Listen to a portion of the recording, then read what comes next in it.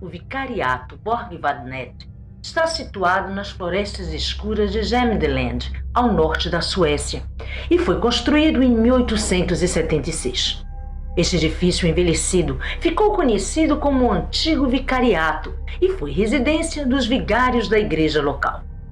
Tudo era pacífico e familiar até 1927, quando o padre Niels Hedlund se mudou para lá. Poucos dias após sua chegada, forças invisíveis destruíram suas roupas no varal, o que deu início a uma série de outras atividades estranhas que ocorriam dentro e ao redor da casa, incluindo vozes incorpóreas, sons de gemidos de dor e sussurros perturbadores. Pelas décadas seguintes, os eventos paranormais continuaram. Todos os padres e famílias que moravam na casa relataram acontecimentos fantasmagóricos. Objetos e móveis se moviam. Janelas e portas se abriam e fechavam sozinhas.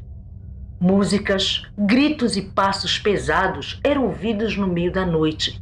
Sombras eram vistas e, talvez mais assustadoramente, uma velha cadeira de balanço se movia por conta própria. Mas, como sabemos, assombrações nesta escala nunca se originam de atos inocentes. As lendas que cercam esta casa são horríveis.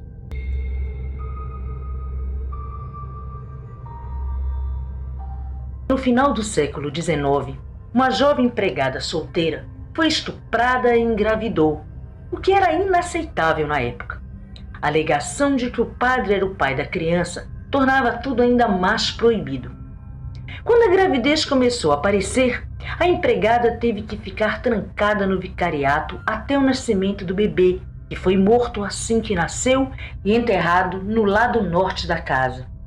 Acredita-se que os fantasmas da serviçal e da criança ainda permanecem na casa paroquial, o que foi confirmado por antigos proprietários e hóspedes que ouviram gritos, choros de bebê e o espectro de um menino que também foi visto correndo pela casa. Per Hedlund, a esposa e os 10 filhos do casal viveram na casa por 6 anos, até que em 11 de abril de 1908, Marta morreu de parto ao dar à luz ao seu 11º filho. O marido, não conseguindo se separar da pranteada esposa, manteve o corpo dela dentro da casa e, algum tempo depois, a enterrou no quintal. O cadáver permaneceu lá por vários dias, até que os moradores locais descobriram e exigiram que ela fosse enterrada em um cemitério. Ele finalmente concordou e no dia seguinte a família Hedlund havia desaparecido junto com o corpo sem vida de Marta. Talvez o apego do marido tenha prendido seu espírito. Por isso, muitos acreditam que seja o fantasma de Marta um dos que assombram o lugar. Inclusive o padre Niels, que foi um dos primeiros a documentar fenômenos inexplicáveis na casa, era o 2º filho do casal Hedlund.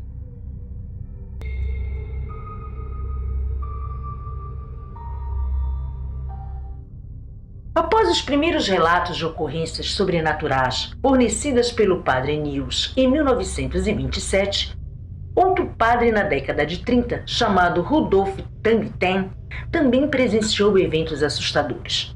Ele conta que estava sentado no grande salão lendo, quando de repente viu uma senhora vestida de cinza aparecer em um canto do cômodo. Ela caminhou com passos lentos em direção a ele, e então mudou de direção, entrando na chamada expedição, que era uma sala que servia de escritório para os padres que trabalhavam no vicariato. Ele foi atrás dela, mas para sua surpresa, a sala estava vazia. A mulher simplesmente havia desaparecido.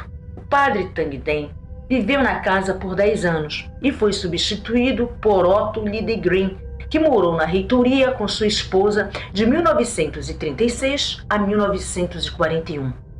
Ele contou que certa vez, quando estava sentado com sua mulher na sala de jantar, ouviu a porta da frente se abrir e o som de passos bruscos caminhando em direção à cozinha. Quando eles foram lá para ver quem havia entrado, ninguém estava lá. Em uma ocasião posterior, a esposa ouviu a mesma coisa, Novamente, a porta da frente se abre e se fecha e passos são ouvidos na direção da cozinha onde ela estava sentada. De repente, ouve-se uma música do lado de fora da porta que dá para a cozinha. Assim que ela abriu a porta, a música parou. Ela então foi buscar o marido no andar de cima e quando os dois estavam sentados na cozinha, a música foi ouvida novamente atrás da porta fechada. A mulher de Otto constantemente reclamava que à noite, enquanto tentava dormir, era incomodada com passos andando para cima e para baixo no corredor do lado de fora do quarto. Porém, o mais aterrorizante era eles serem atingidos constantemente por objetos jogados como pratos, bolinhas de gude, pequenas pedras e até uma faca ocasional. Em 1941, a secretária diocesana Inga Flotin, durante uma viagem de negócios, passou a noite no quarto que agora se chama Quarto das Senhoras que Choram. No meio da noite, ela acordou e se sentiu observada. Ela então viu 3 figuras sentadas em um sofá lhe olhando. Ela acendeu a luz e as 3 senhoras tristes permaneceram no mesmo lugar. A senhora Flotin, muito nervosa, se beliscou no braço para ter certeza que estava acordada. Assustada, ela ainda deixou o despertador tocar o máximo possível para ver se o som as tirava dali, mas ela ainda via as mulheres claramente. Uma delas estava vestida de preto, outra usava um vestido roxo e a terceira estava trajando cinza.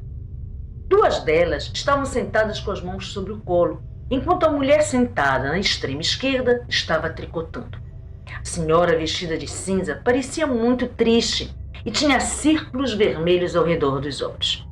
Ela se sentiu muito assustada, interessada e ao mesmo tempo confusa sobre o que estava acontecendo. Mas Flotin continuou a olhar por longo tempo para as senhoras sentadas ombro a ombro e pareciam estar chorando, até que finalmente adormeceu.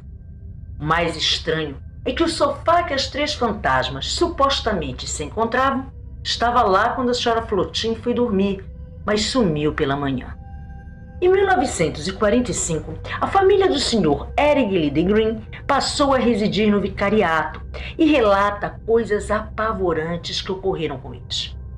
Eric, recém-chegado e sozinho na casa, ouviu barulhos no andar de cima e parecia ser objetos pesados sendo arrastados pelo chão, o que lhe causou surpresa, porque os móveis ainda não haviam chegado e o andar de cima estava vazio. Ele também relata que em várias ocasiões estava sentado sozinho trabalhando e tinha a sensação de que alguém o observava. Às vezes, ele sentia alguém sentado ao seu lado e toda essa atmosfera dificultava sua concentração no trabalho. O homem não tinha paz de espírito. Uma noite, quando lia um livro, a cadeira de balanço em que estava sentado se moveu tanto que ele caiu no chão. Eric se sentou novamente e a mesma coisa aconteceu, mas desta vez ele lutou para ficar na cadeira. Foi quando sentiu uma força vindo por trás dele que o atravessou. Suas pernas começaram a tremer violentamente e ele perdeu o controle, caindo no chão novamente. Mas Eric acabou se acostumando tanto com isso que começou a ignorar tais eventos.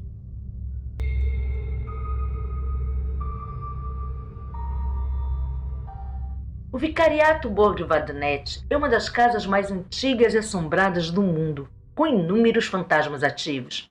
E as visitas mais recentes provaram que ela continua tão assombrada quanto sempre foi. Em 1970, a casa se tornou uma hospedaria para os corajosos. E se quiser viver uma experiência diferente, faça uma reserva e divirta-se.